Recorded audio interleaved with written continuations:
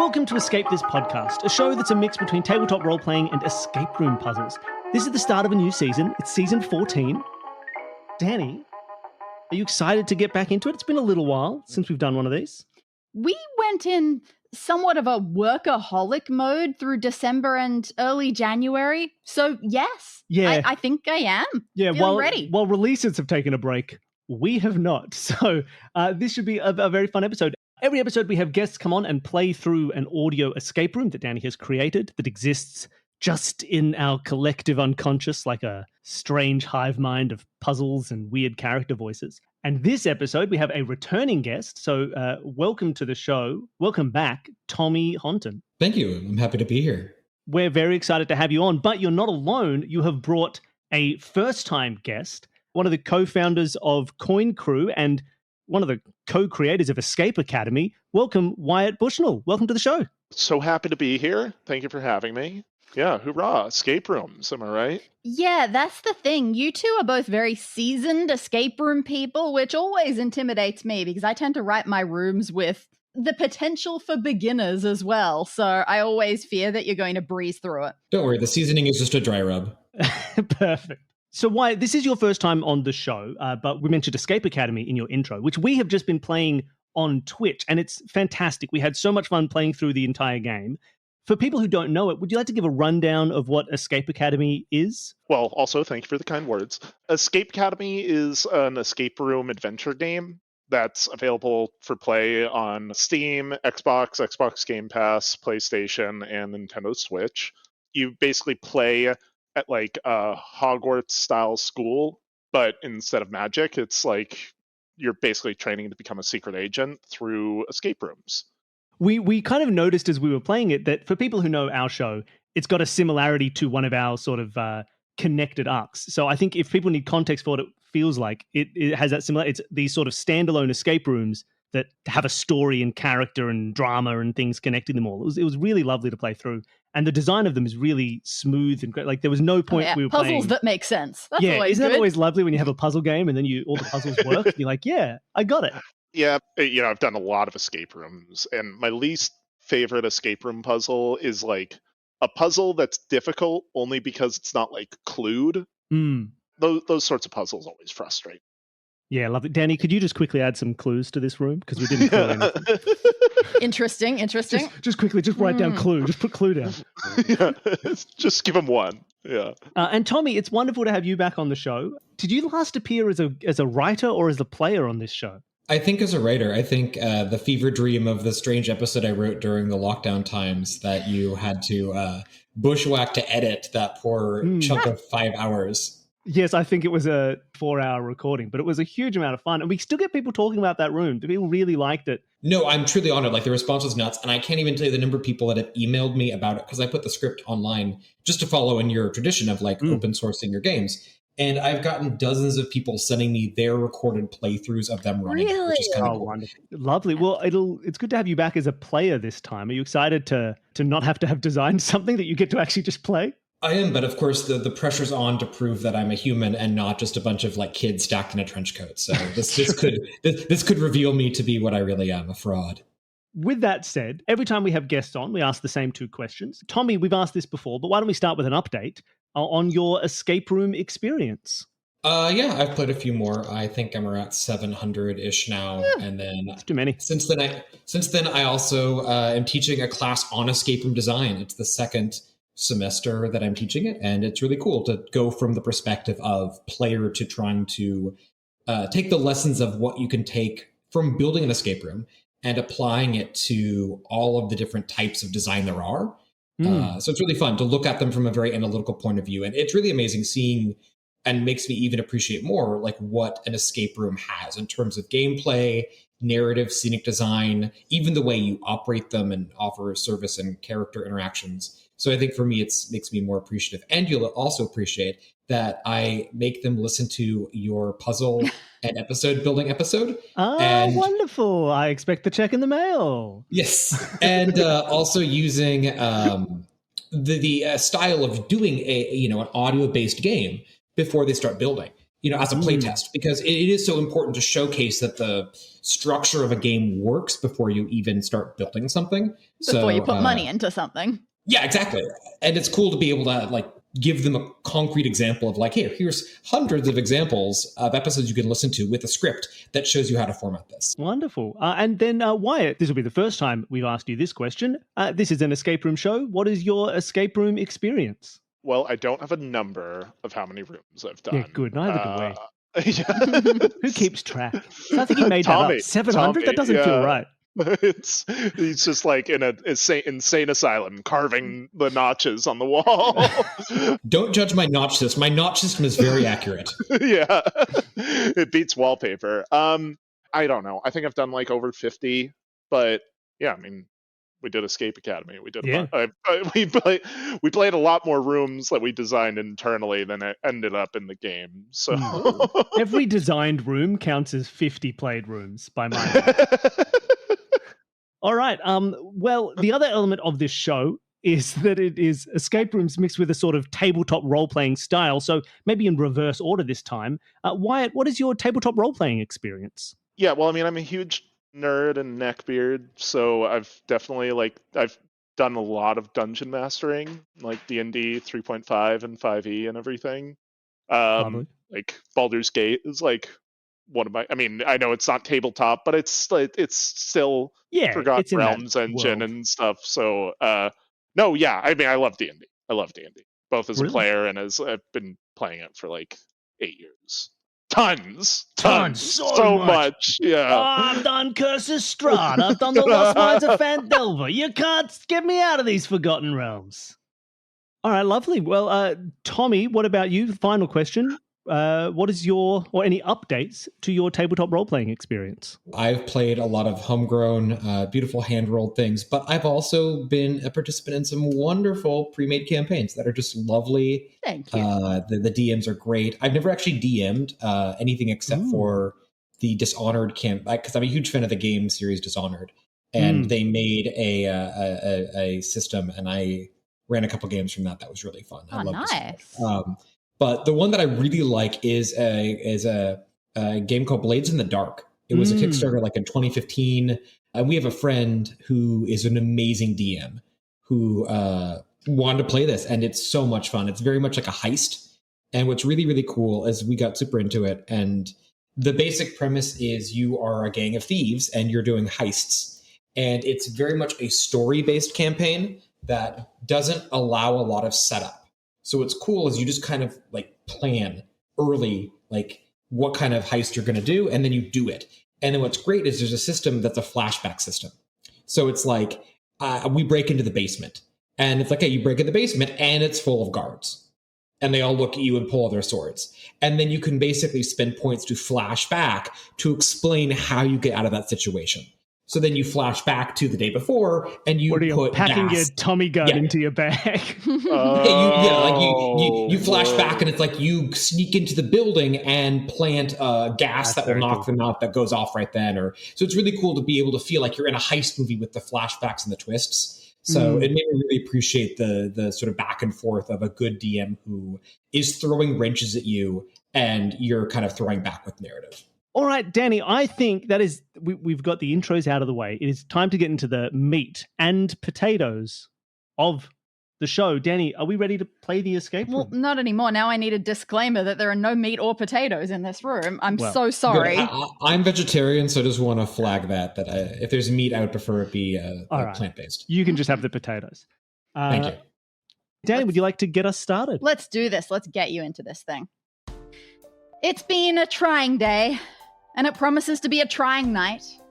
But you are trying your best not to make it all about yourself. Because this is Paul's time. He needs you. He got let go from his job this morning, and your friend group has been doing whatever it can to commiserate. And the situation was totally unfair. Paul was a great realtor, but there's been a financial crisis going on for the last few months. The agents' budgets were fracturing, and the higher-ups decided that whoever made the least in sales over the last month would be fired to save some money. They didn't tell any of the employees this, they just had it in the background. And even though Paul's sales had held steady by some terrible turn of fate, His colleagues' sales were all exceptional. Your friends tried to make Paul feel better by saying the colleagues must have been cheating, but Paul waved that accusation away. They'd never do that, he insisted. They were all good, honest people. Yeah, they're still realtors. But you know what? Ugly stereotypes aside. You met some of these colleagues at a trivia night a while back, and they gave you some dodgy vibes. They were definitely Googling answers in the bathroom, and one of them accidentally spilled a drink on another team's answer sheet. They were totally out for themselves. And look, Paul didn't belong there. Good riddance to the whole place, you say. Except Paul really loved his job, and now he feels like he sucks at it. And you can't stand it. You have to prove that something shady was going on to get him fired. Luckily, while the agency was very firm on Paul getting a box and taking home all his belongings, they weren't so diligent about making him give back office property that he already had, including his office door key.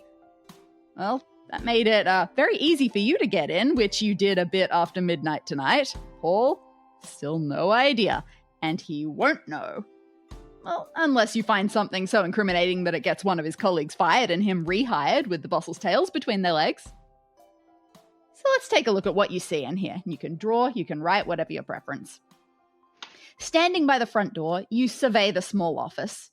You've come in from the south, near the southeast corner, and the rest of the south wall is an almost floor-to-ceiling window with property ads that would be displayed to the foot traffic outside at a normal time of day. The entire west half of the floor space is set aside as a conference room. It's really just a big table with a stack of papers on it.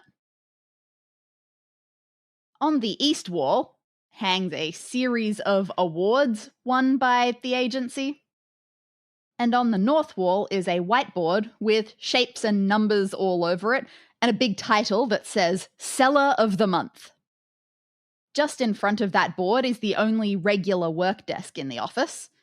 It's just got a landline phone and a bowl of keys on it.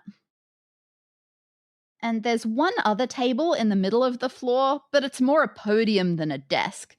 On it sits a big glass case, inside which is a gorgeous model house. You're quietly confident that you can find something in here to help Paul out. If these people were no good at trivia, they can't be very good at covering their tracks.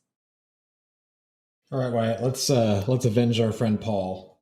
So, yeah, just to recap, Paul was fired. We think he was fired without good cause. We're avenging Paul.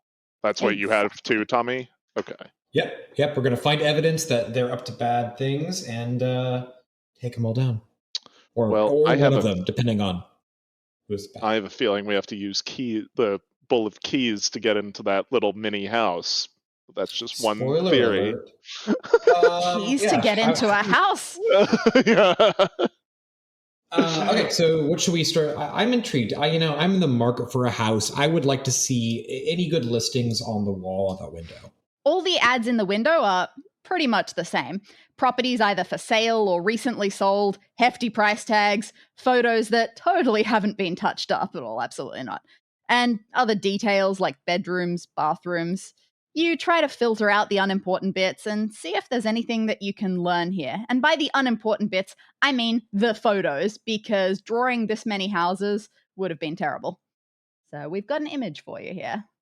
Yes, for people following along at home, you can see this image in the show notes, but Wyatt will describe what he sees to you at home. What I see are a bunch of listings of different priced houses with different bedrooms, bathrooms, and I don't know what a CS... Closets!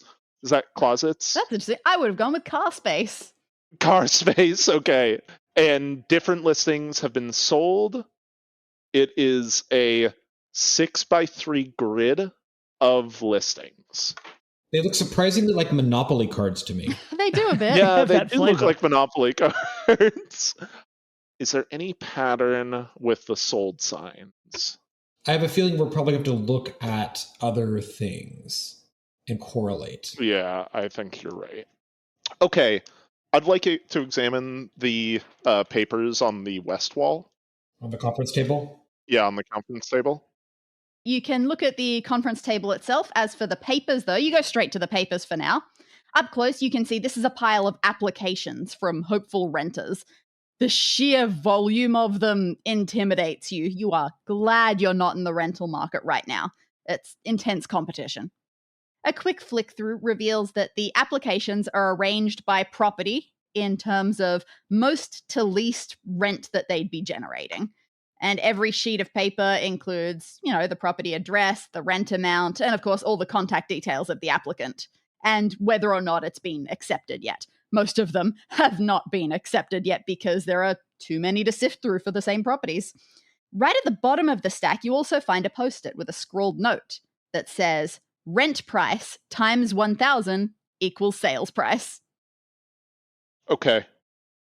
Is there any pattern to what houses were accepted for rent? Oh, no, it just seems, honestly, just realistically, like if there weren't that many applicants, it might be easier to whittle them down, but you don't really notice anything important in that. Okay. Is there like a stamp that says approved or anything nearby?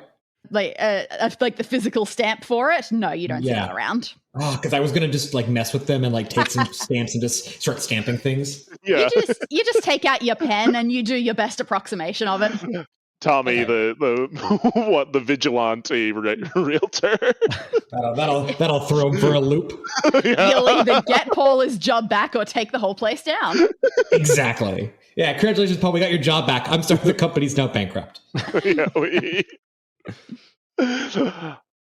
Okay, so that's the west wall. So I feel like we should, if we want to keep going in order, let's look at the dry erase board, the shapes, numbers, seller of the month on the north wall. The board is segmented into 4 parts, one for each of 4 agents who must have been the ones involved in this secret competition. There are little marks, like magnety sorts of things, indicating how much money they've made selling property this month. Sadly, expectedly, Paul has the lowest at $1.2 million, which sounds pretty amazing to you, but somehow someone called Tonya edged him out with 1.3, Hector got 1.8, and Varen managed $2 million. You find it hard to believe they needed to fire anyone with numbers like this. 1.2 for Paul, 1.3 for Tonya, Hector is 1.8, and Varen is how much? 2 million. 2. And these are their commissions, just to be clear? I assume this is probably the value of the actual properties they sold rather than the individual, the percent commission that they made off it. Oh, then, Tommy, we have to look at the sold things to determine who sold which house. Yeah, I don't think you're wrong. Let's keep looking, but I think that's a good thread to pull out. Thank you. How much are the numbers able to be erased on the dry erase board? Oh yeah, you can some of the little magnets that were like magnets for hundreds of thousands of dollars. You can just move them around. Oh no, look, Paul was robbed. You don't know if anyone will believe you, but yeah, we'll just put that Paul sold $20 million and walk away. Is that a zero? I guess we should probably room done. 2.1. Yeah, solved. Okay, maybe not. So let's see. Let's go to the agency awards on the east wall. 4 shiny plaques hang from the wall. All recent, all awarded to this agency, presumably to individual agents, but they've just written the agency's name on here. You don't know much about real estate awards, but they sound impressive enough. So for people at home, you can also see this in the show notes, like all the images, but Tommy will describe these awards to you. So we have 4 plaques. They're all from 2023. And I'm going to mispronounce something. I'm guessing I'm assuming this is not named after Nigel Farage, but the Farage Award for Top Agent by Volume. And the agency's name beneath that, Sullivan, Underwood, and Underwood. So we have another one, Hitchin Award for Top Agent by Value, the Moyer Award for Best Rising Star, and the Caddick Award for Best Innovator of the Year. So these, are very prestigious. So, Wyatt, I have an observation about the awards. Yes. The award names are all a letter off from a room. So we have Farage's Garage, Hitchin's Kitchen, Moya's Foyer, and I think Caddick is probably attic. Yeah, it's not one letter off, but it does rhyme. That's pretty good. Oh, rhyming probably makes more sense, so. Yeah, foyer, so garage volume, kitchen value, foyer, rising star. Anyway, yeah, there's just an observation. Let's start a foyer argument. Yeah, that's a foyer, yeah. Oh, no, sorry. Yeah. And while we're on that, fillet of fish. It's a fillet. That's what this group needs to get derailed. Yeah. Okay, then I guess can we examine the model house? Absolutely. So the house is enclosed within this large glass box, which the glass box requires a key to unlock. There's a sculpted model front yard with a neat collection of flowers before the elaborate body of the house itself. It must have dozens of rooms inside this thing. You look as closely as you can without pressing your nose against the glass, and you notice a couple more things of interest. One is that the house's front door itself has a lock on it, but it's the digital kind, like a card needs to be held up to it. And the second is one very strange-looking rock in the plastic garden. Does not look like it's made of the same material as everything else, though you can't quite identify it. We do have a picture of what you can see of the front view of this house. But yes, so you can have a look. Danny's pretty much described it, but if you'd like to make any extra observations for the people at home about this beautiful little house. I mean, it's a lot of floors. Yeah, it's 4 floors. It does have an attic. I think we can be pretty clear because there's a top one of those little circular windows, you know? That's the thing in horror movies where like the creepy ghost always peeks out of. Yeah. They love that. Those bloody ghosts. They love always attic. peeking They out of love... It was windows. where they were locked during their traumatic childhood. That's what they tell you. Yeah. But I don't They believe only them. like those windows when they're circles, though. If I'm a ghost, you're not catching me staring out of a square window on the top Yeah, floor. come on. I've got A standards. bottom floor square window, maybe. Top floor, Yeah. give me a circle or nothing. Yeah, circle or nothing. Also, there's 6 plants in the front. A little bushy bush thing, 2 tall flowers, 2 short flowers, and 1 tall flower. In that order. I don't know. It looks like too much of a pattern for us to ignore it, Tommy. I mean, it does look meaningful. It does look meaningful. It looks just extraordinarily meaningful. Maybe I'm just really bad at drawing plants. You never know. You never know. What can I feel like they're very like healthy uranium green glowing. It's Thank beautiful. you. Yeah. And we're not, and this is behind a glass pane, so we're not allowed to interact with that rock. Correct. You would need a key in order to do so. Well, that's a great segue because I would love to inspect the desk. So let's check out the bowl. Only there was a bowl of keys somewhere. we should just go home. This is impossible. All right, so there's the desk itself. It's also got a phone, but you head straight for this bowl of keys. There are a lot of keys in here. Surprisingly old-fashioned looking, a lot of these ones on top. They've got big, straight, narrow teeth.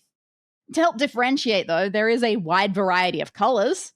You push them aside, you see if there's anything at the bottom of note, and oh boy. Right, so at the top are all these old-fashioned keys. At the bottom is a stack of key cards. So we've got both old and new in here.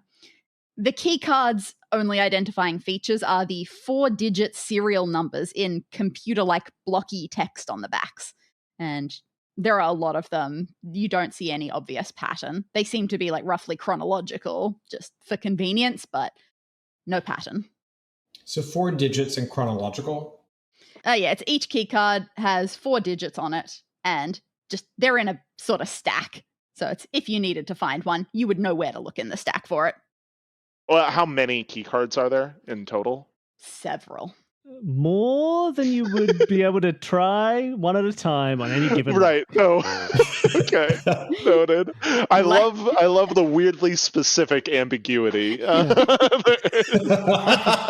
is why we do this and not real escape rooms. You can't do that in a real escape room. I've played rooms with Tommy before. I will say more than one could brute force to get through. It's I know. I got it. I got it. It's valid when the puzzle's bad. Sure. Exactly. So as for this phone, the phone is a perfectly normal landline.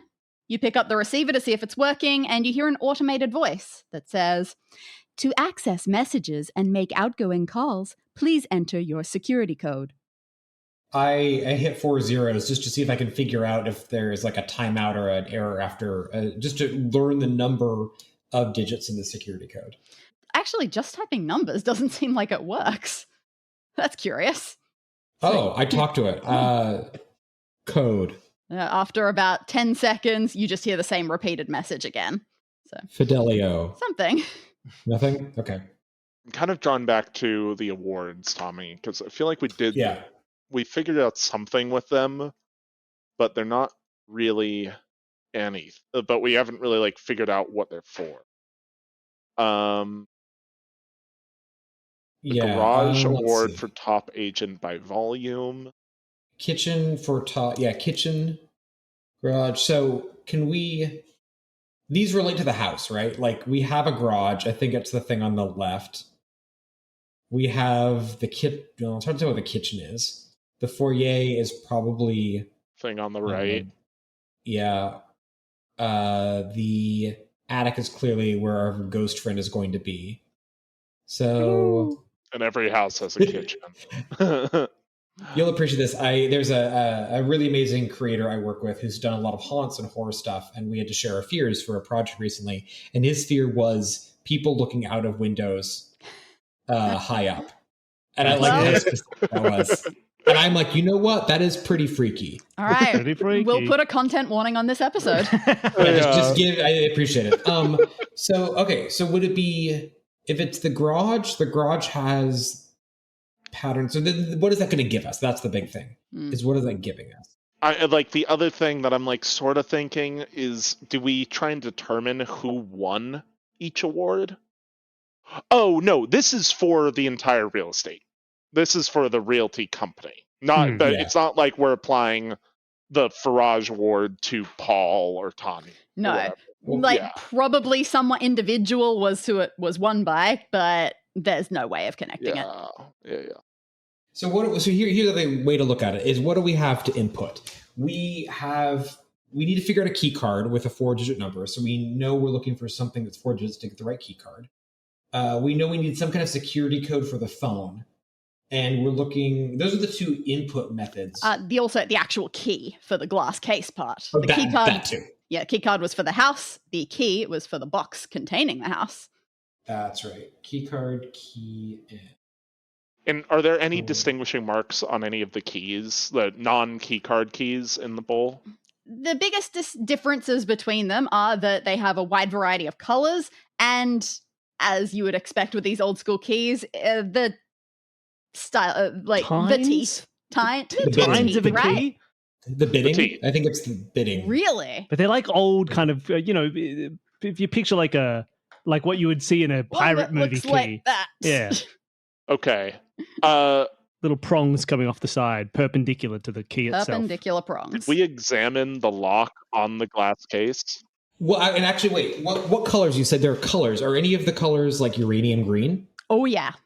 Okay. Wyatt, what if the flowers represent the bidding? The flowers, yeah, I think so. Yeah, agreed. I would love to take some of the uranium green keys and hold them up to the glass on the flowers to see if the bidding on the key matches.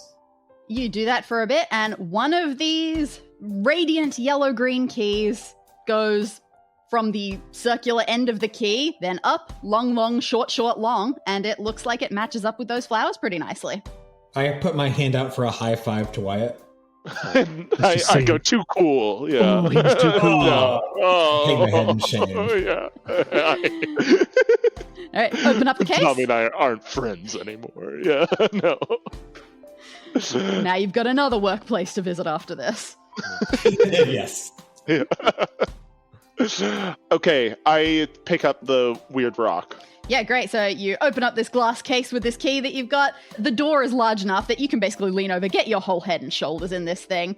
So you can totally pick up that rock. Definitely Beautiful imagery. Yeah. You have to feel like a giant. It's great.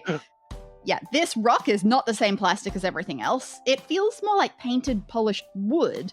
And there's a little nodule on the bottom of it that looks like it screws in somewhere. Nodule. Yeah. It feels Nodule. like you have found a handle, a small handle of some sort. Ooh. Is there anywhere where to screw it in on the house? Not that you see on the house. It doesn't look like it belongs. Okay. How about on the awards?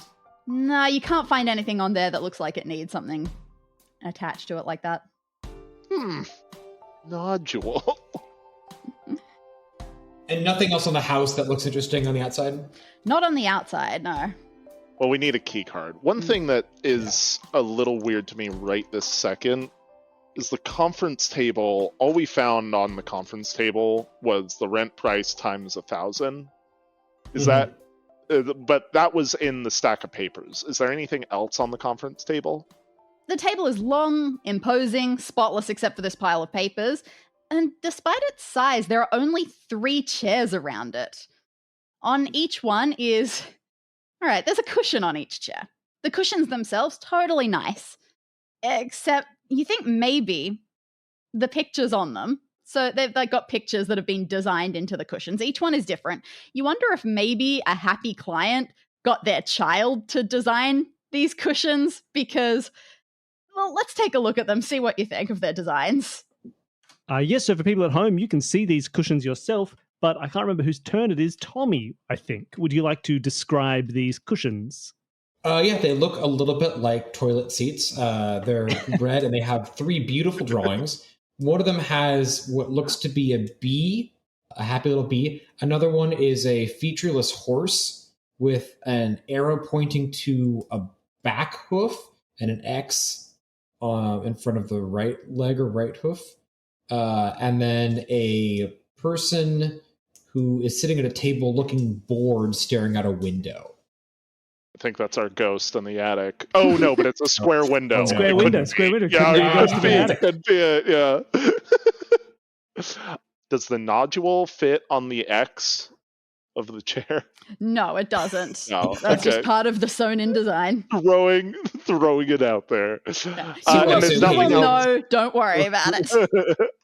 So wait, it feels like B feels like the first one. B, it's got to be B. Is that a back? Why is the front bad? Is it back? Rear? Back. B, rear. B backboard. Be B, backboard.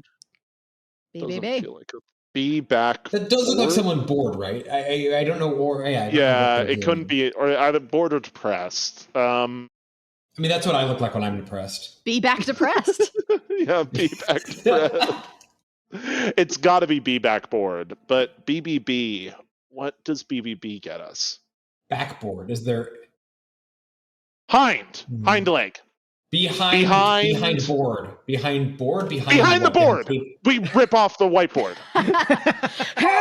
You hulk Yeah. out good, and it's pretty firmly attached to the wall, and you are pulling and pulling, and it's not moving. And then you realize, hold on, it's not actually like screwed in. Normally there are hinges here. So you go to the other side of the whiteboard and you pull it. That still requires a little bit of Hulk force, but the whiteboard swings away and there's a secret wall safe behind it. Oh. Every business should have a secret wall safe. So you're pretty happy. It's locked, of course. It wants a letter password to open. It doesn't say how many letters, but it looks like no more than 6. Is there a nodule? Is there room for a nodule? That's what I was trying to say before I had a stroke. Is there room for a nodule on the safe? There is not. This nodule, we're You're just going going to to be feel so rubbing. silly when you find the spot for it, and it is the We're most going to be obvious rubbing thing in the it all. world. Yeah, we're going to be rubbing it all over this I entire take room. the rock and I caress it. I say, "Don't worry, little guy. We're going to find a place for you." Yeah, it is. We don't care about Paul anymore, little guy. I can't believe I You- didn't make the all rock you. the hero of the room. Yeah. Okay, so now we need 6 letters as well. We still haven't used the award. Oh wait, do you think the awards would give us letters? How many letters do we need? Do we need 6? No more than 6. No more than. Hard to say. Up to and including 6. Up to and including 6. Well, I can say that my initial thing is giving us gibberish, so probably not. Unless the password is Jukafk. Oh man, how did you stumble upon that? I try hard not to make my letter ones gibberish. So really quick, and there's nothing else on the conference table. It's Correct. paper. Okay, just double checking. So we still haven't used the rent price times 1,000 equals sales price. We've not Correct. used the ads. We've not used the Paul, Tanya, Hector, Varen list of people. And we have not used the awards. We haven't looked behind the door. Wait, which door? And all the doors. Look behind every door. Are there? There's only one door on the south, right? That we came in. Yep. Is there any other door? No, not really. Just the little one in the house as well. Though actually the little one in the house, it kind of looks like it might have been initially modeled on the same sort of design as the front door here. Or maybe they were just lazy. Maybe they only know one kind of door. But if you want to look at the real door, you are more than welcome to. Yeah. Inside of it is nothing special. The outside isn't remarkable, but it does have some writing on it. Which you can now see. There's an image linked. Wyatt, would you like to read this out and describe it for our listeners at home? Laura Sullivan. The L in Laura is red. The S in Sullivan is red. Laura Sullivan is an expert flipper. Chris Underwood and Olivia Underwood bring together families and properties. Both the C in Chris, the U in Underwood. The first letter of each person's name is highlighted in red. So when it says flip, should we flip the letters, Laura of Sullivan? Sullivan, Underwood, and Underwood. Should we flip those letters and bring them together? What does bring them? Do we make them kiss and form new letters? So let's see. If we flip the L, we get a Cyrillic Russian character. Flipping an S doesn't do. So if we, like, for example, Wyatt, if we bring together, this is crazy talk, but if we bring together two U's, it turns into an upside down N or M, depending, an upside down M. So what would happen when you put a If you C and an O do together? W, if you do W, then it spells cow. So it says flip. What would you flip? Expert flipper. Do you just flip Laura? Or do you just flip Sullivan, which is the same letter backwards? Scowl. No. Yeah, I mean, if we take out the two U's and we combine them to a W, then, and the letters are SCOWL, you can do cowls, you can do scowls. But flipper, so like flipper, what are we flipping? Are we flipping the letters? Are we flipping the house? We need to flip the house upside down. I assume that's not possible. Nah, it doesn't look. It's too heavy for you. Too bulky. Bolted down. As you go to the model house again to see how flippable it is, again, you are struck by how similar the front door of the mini house is to the design of this front door. Can we open the door? It's locked, right, with the key card? Yes, that's right. You need the key card to open it. Can I run to the safe and try to put the word scowl in? It doesn't work. Can I yell it at the phone? I scowl at the phone. I just scowl. Yeah. The ghost acknowledges you. Okay, so I'm stuck on flipper. So I think it's interesting. The word cow is interesting because bring it together.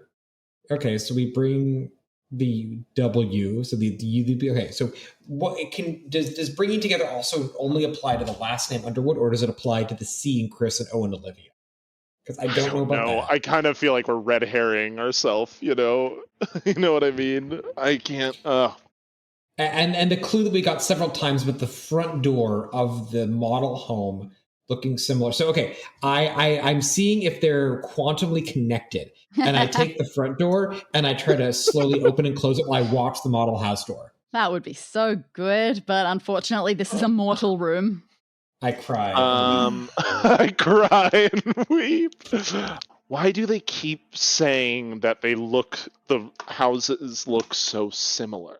Because there might be something on the back of the door that's going to help us inside when we get the key card. So maybe they're saying, come back to this later when we have the other door open and look on the back of it. Yeah, but that's such a mean hint, you know?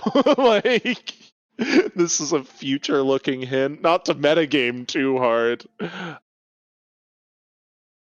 Okay. What have we not? We haven't used the awards yet. Yeah, we've used the seat cushions. I'm gonna just close that tab.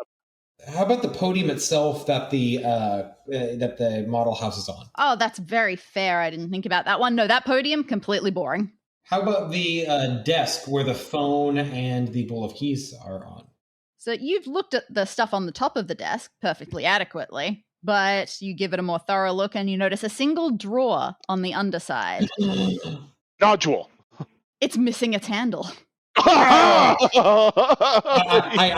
hold the rock and I pet it and I say, "Now's your chance, little guy. We found a purpose for you. Now, do you consent to being inserted onto the desk?" No! I whisper, yes. Oh, don't use me. Guys, Put me back near the house. I don't want to be on the desk. Sorry. Yeah, sorry, Why do you think I called her? I'm in love with the ghost. sometimes in life, we got to do things we don't want, but I promise you, if you do this for us, we'll put you back and you can be with your ghost friend. Oh, it's just like the Lion King. Promptly forgets after attaching Yes, the drawer. exactly. Yeah. And I sing Hakuna Matata as I slowly screw the consenting rock to the nodule. It's a perfect fit. And you can open the drawer. And inside, you find 2 pieces of paper, both quite small. One of them says, "Hey, dummy, you forgot to put your bestseller in the window." Mom, is that you? And then the other one has handwriting that does not match the last one. It's got something that actually has an image with it. Yes, so for people at home, you can see this, but Tommy, would you like to read out this this note that you found? This might be the last image one. Things you cannot say in a listing. You can't say small, noisy, overpriced, isolated, unrenovated, bad area, haunted, death inside the house. Come up with some creative euphemisms. Okay, we cannot say any of these words. Creative euphemisms. So cozy, vibrant, A classic. overpriced, great value. No, overpriced. Knows its You said worth. knows its worth. Knows its worth. That's good. Yeah. Isolated. It's not desolate. Rugged. Haunted. I would say spirited. Spirited is a great synonym. That area up and coming. Of course. Death inside the house has a lot of character. Part of local history. Yeah, part of local history. People are dying to get in there. Yeah, that's the last one. Unrenovated, historical. Yeah. Classic. Classic. Okay, so I assume all the words we just said are all important, and so do we have a thing to apply this to? What can we rub this against? What can we rub this against? That's just such classic escape room logic. we don't have a nodule to rub against anything. Well, hey dummy, you didn't put your bestseller in the window. Yeah, that's pretty weird. It kind of looks like those ads up there are, they're meant to show off. And it kind of sounds like the agents like showing off their good sells, and someone didn't put their bestseller in the window. Weird. So that means we can't really know. The bestseller is Varen. He sold $2 million worth of stuff. So is it worth? So the thing you'd pointed out earlier is, do we have to do the math of figuring out who sold what? Yeah, so I did do the math. There isn't enough. There aren't enough numbers to make it work. You get stuck on Tanya. How much is missing? Like, do we do a total of everyone added up together? $1.3 million is missing. Okay. Because, you can get, Varen is 2 million. So you can get it by doing 950 plus 750 plus 300. Then Hector is 1 million plus 800. And Paul is 600 plus 600. But nothing for Tanya. And that uses up all of the numbers. And there are some alternates as well. Like there are some alternate means that you can make 1.2 million and things like that. Good mathing though. Yeah. I tried. Okay, so I still like this things you cannot say in a listing. Creative euphemisms. As much as I love a good euphemism, it's like that feels so open-ended that we need a little more guidance, I feel, in something. Okay, so back on the door. Is there anything we see on the door? So obviously on the door, on the outside door, you've seen what you see on it. You have all the all the information there. The little door of the house, it's clearly a similar design. Doesn't have like the little words drawn in or anything. So the design of the doors clearly match, but all it's got is the little keypad scanner next to it. So flipping through the key cards, they're numbers as opposed to letters, right? Yes, they are blocky, computer-like numbers. They're like those. Is it called a seven line display? Like the classic sort of 7-segment display. Yeah, 7-segment display style numbers. So Wyatt, what if these, instead of becoming scowl, it becomes numbers? Like, so it's 7, 5, 8, 3. Why 8, 3? I am looking at them sideways and putting the C on top of the O and the U on top of the U in it. Does that make a 3, or am I hallucinating? Oh, wild. Yeah, that makes a 3. And that makes an 8. That's not not how I intended it, but it looks so good. I'm tempted to take it. I refuse to take it. Okay, so I'm not far off on, if we flip the L, it turns into a 7, and flip the S, it turns into a 5. Laura Sullivan's an expert flipper. And then these people bring together. So if I put the C on top of, so if I'm not flipping, if we're just bringing the C and the U together in some... Oh, 6! 6 and 8. 7... Oh, whoopsie. Why is it so excited? His camera's so excited. flying across the room. Wait, how are you getting 6? Put a C and a U together. In a blocky fashion. Oh, yeah. That's and then put an O and a U together. So 8. we do 7, 5, 6, 8, or 7, 5, 3, 8. 7, 5, 6, 8, right? Yeah, 7, or 5, 3, 8, 6, depending on which universe we live in. And we look for a key card. You find a key card with that number on it. Take it to the model house. Yeah. Need a cigarette after that. So yeah, okay. Now we know how many key cards there were. There were 9,999 key cards. It's a lot of cards. It's a lot of cards. You hold up this card to the model door's receiver, and it goes ding. You pull on the little door handle to open it, and more than just the door opens, the entire front wall of the house opens up to you, so you can see everything. It's the neatest, most grown-up dollhouse you've ever played in. It can't be based on a real house. It must just be to get buyers excited about all the possibilities. It's luxurious. You can't even count the rooms, but 4 floors tall, and there's a room for everything. That said, you do notice... Look, maybe this is just some sort of real estate agent filing notation system. Every single one of the rooms has a little number or symbol drawn on it in pencil. Oh, can we see, what does the garage have drawn on it? You look at the attached garage on the house's left, and on one of the walls you see a scratchy symbol that is an octothorpe, or a hashtag, £. Okay, and then, kitchen. On one of the little plastic counters, you see a 3. And then the foyer. Around one of the light fixtures is a circle. Well, a bit more ovular than a circle. You suspect it's a 0. And the attic. That is a big old 9 on the floor. With the line underneath it, so you know that it's not a 6. It's very helpful. Can I dash and like dive for the phone and dial pound 309? You get a dial tone.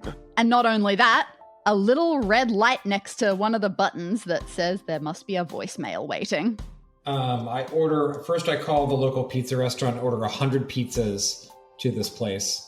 It's great to have the 24-hour pizza places around here. Yep, they'll be here within the hour.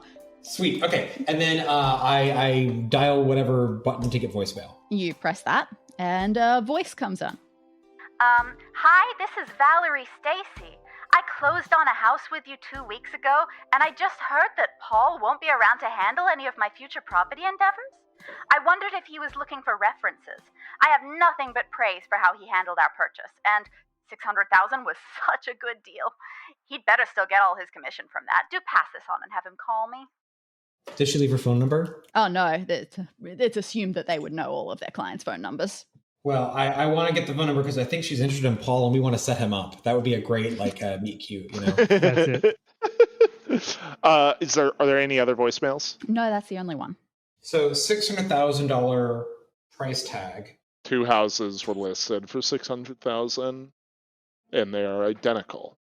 Well, also this would put Paul meeting Hector's total because if they're cutting his commission or his sales down. Well, are you proposing that this $600,000 house isn't one of the ads? I don't. So okay, if they didn't list the best one, so. Yeah, you don't know who that dummy note was directed to. I feel like HR should get involved. That's not a respectful way to talk to coworkers. So all that gave us was that we know Paul sold a $600,000 house. Yep. Yeah. And like I said, your mathsing was very good before. Without confirmation of a 600,000, it would have made it a bit more open. Yeah. Well, wait. So if we know that there isn't if we know that one house isn't listed, and it was the most successful house, it was that person's most successful house, at least. It was that person's most successful house. I got stuck on Tanya because there was only one 400,000 left, so we had a $900,000 shortfall. So, I mean, I guess, can we enter 900,000 into the safe?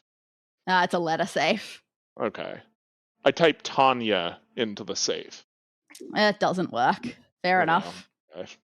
So we've used, let's see, what else have we not used? We've used the plaques now. Yeah, we've used the awards. We've used the model house. The key card's good, model house. Things you cannot say in a listing. We haven't used that yet. Right. We also haven't used the rent price times 1,000 equals sales price. Correct. We haven't used rent price times 1,000. There's nothing else in that stack of paper on the conference table. Well, I mean, just what you already know about it. There's no... Yeah. What do you know about it? Yeah. We know that there's a post-it note that says rent price times 1,000. Mm-hmm. Oh, is there a $900,000? Is there a listing for $9,000 that's been accepted? What price again? $9,000, a $9,000 rent price. $900 rent price. You take a look, and you find one, remarkably, only one, with a $900 rental price tag. And Good sure call. enough, the agent in charge of the listing is Tanya. The property owner is listed as some shell company in the Caribbean. Not all that unusual, you guess. And the person whose details are up for the rental is Jenna Causey. It stirs something in the back of your mind, but you can't think what. But what surprises you more is that there's only one person who's applied for this property. And they've been immediately accepted, you see. You also take a look and, oh boy, the picture that they've got on here, it's only little. You can't tell much about it from this application photo.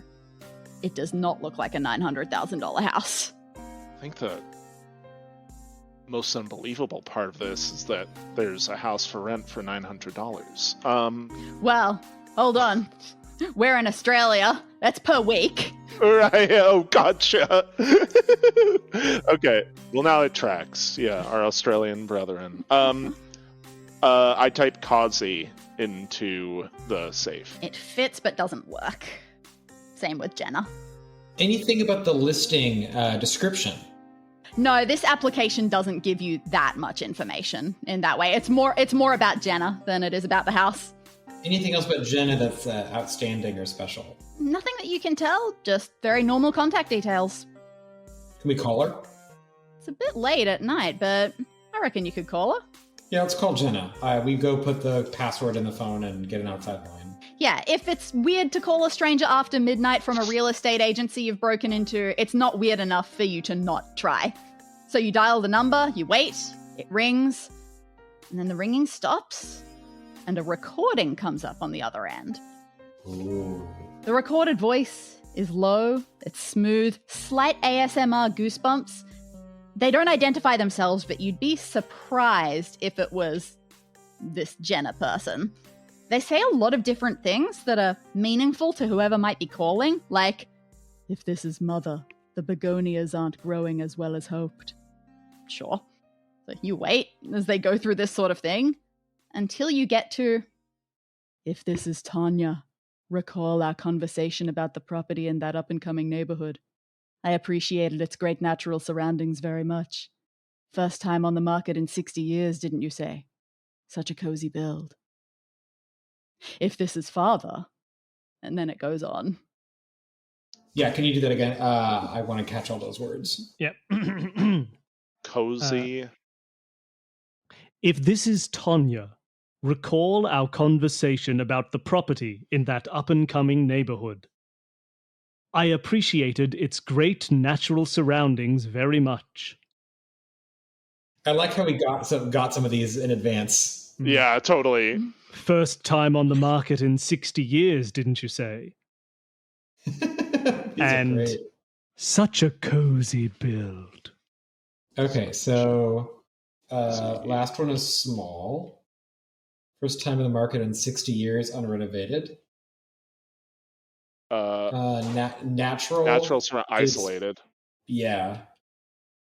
And up and coming is bad area.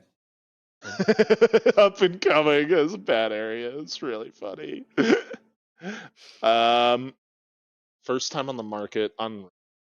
So bad area, isolated, unrenovated, small. So if we're doing indexing our first letters, it'd be BIUS, or we could do B, if we do bad areas, two separate, BAIUS. How 100% are you on all of those choices? Okay, so we got cozy. Cozy has to be small. Natural surroundings has to be isolated. I can't really. Yeah, what else would that be? What else could that be? Up and coming. That could also be overpriced. That could also be overpriced. Only other one, first time on the market, is that unrenovated? Or death first inside time the on house. Or death inside the house. In 60 years. First time on the market in 60 years sounds like a person has lived there for a very long time. Okay, I think that's death inside a house. that feels good. So apparently, potentially a real one.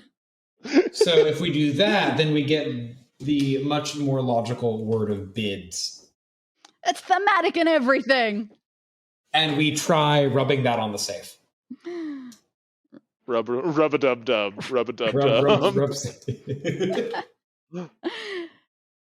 You put that into the safe, and the safe door swings open. Huzzah, and I put out my fist to bump Wyatt. And I bump it back. Aww. Yeah. Redemption. Oh, and then I realized I go grab the rock from the desk, and I'm like, I'm sorry, I forgot, and I unscrew it, and I put it back where it was found by the house. And you see a ghostly face in the window smile. Aww, I take the rock and I put it back, and I say, "You have a purpose. This is your purpose. We live in a capitalistic society. You're not allowed to leisure." I whisper and say, "Don't worry, I'll be the last person out. I'll put you back." Yeah. There's pizza coming. You'll be fine. But anyway, you rub your hands together. What do real estate agents keep in their secret wall safes? Is it cash? More keys. Is it celebrity contact information? Is it keys to the really good houses? You peer inside, and all you see is a thin stack of manila folders. It's all very businesslike. It's disappointing. Anyway, you grab the top one, and you open it up. Ooh, okay. The first thing you spot is a name. A celebrity name? In a sense. It's Lee Causey, the most notorious gangster in your city since black and white cinema. And the folder is full of correspondence between him and Tonya, some from when he was actually in prison. What is this? And then, hang on, wait, hold on, Causey, like Jenna Causey from the rental application. They must be related. And you know what? You have a suspicion that if you looked into that shell company that bought the property, you'd find Lee Causey's fingerprints all over it. This could be an honest deal. But the way Tonya's gone out of her way to hide documents and keep the details quiet from her colleagues, somehow, you don't think so. This smells exactly like what you have Googled about property money laundering. You grab another of the manila folders and inside another name of a big-time local criminal. She's done this before. By the looks of it, several times over her career. So the $900,000 sale that tipped her over the edge in this office contest was not exactly what you would call an honest one. Well, if anything, you have enough evidence in here to get an investigation going against her. And surely that means she'll be fired and Paul can have his job back. You just hope you don't make any significant criminal underworld enemies in the process. Success! You did it! Congratulations. Hoorah! I sit there and I sniff the folder and I go, smells like fresh rain scent. I know that laundry detergent. Anyway, this has been freshly laundered. Case closed. Case closed. Thank you for listening to Escape This Podcast. Don't forget to tune in next week for Podcast This Escape, where we debrief with our guest and discuss the escape room that we just escaped from.